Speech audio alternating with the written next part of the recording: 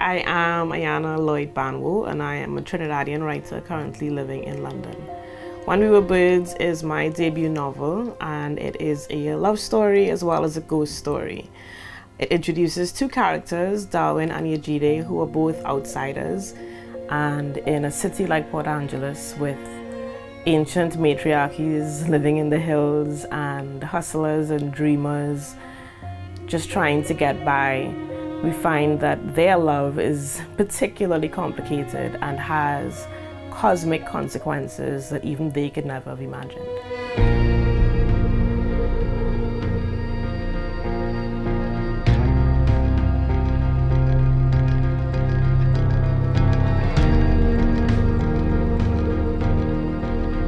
So, When We Were Birds is set in an imagined Trinidad and Tobago, mainly Trinidad, and I've invented a city called Port Angeles.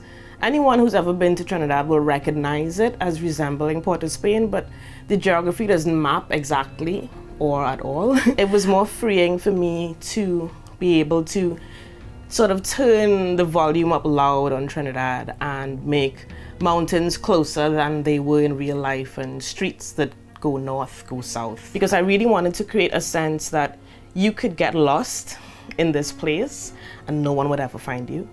That if you moved from the south of the island to the north of the island, that it felt like moving across a continent, and that there was a depth of history there that most people would not think would be contained on an island. I don't think I actually use the word island very often in the book, if at all, because I think when people think island, they think small. They think of something that they can easily know, something that they can easily pick apart and figure out.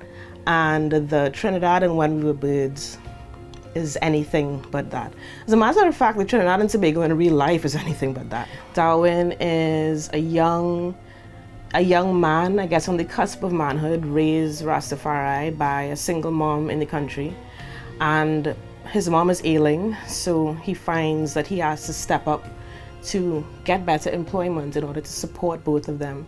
But in a down-pressed economy, he's found that the only job he can find is being a gravedigger in the city that his mother has warned him off of ever since he can remember. It goes against the Rastafari faith to interact with the dead. So in the Old Testament, in the Bible, you'll see reference to something called a Nazirite vow, which basically says that not only that no razor, no scissors, no whatever should go upon his head, but that he should not have contact with a dead body, neither his mother, his sister, his father, and that if he did, you would have to cut your locks and then sort of begin again.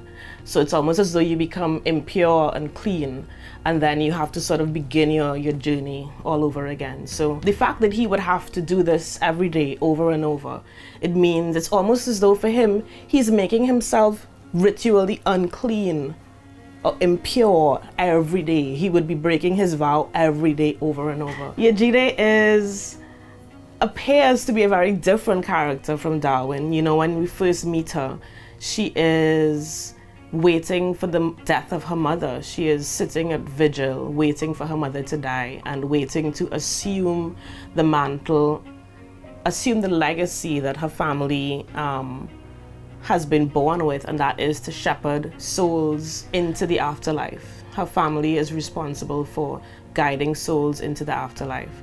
And one woman in each generation in her family has this responsibility. So as her mother dies, she takes over this responsibility. But because she and her mother have been estranged, she's never been quite prepared for this role. So she knows, she's grown up knowing that she has this huge and awesome responsibility she has to take up, but she doesn't quite know how, or she doesn't quite know how to do this, and she just hasn't been prepared. So when we first meet her, there is the sense of someone who knows that she is formidable, but isn't entirely sure of how to be that yet. So there is a lot of uncertainty. And so by the time she and Darwin meet, they're both people who have moved through the world with the sense that they are apart, that they are outsiders, that they bear awesome responsibilities on their shoulders. But they're both quite adrift and aren't quite sure how they're going to continue to do that, or whether that's something that they should continue to do at all.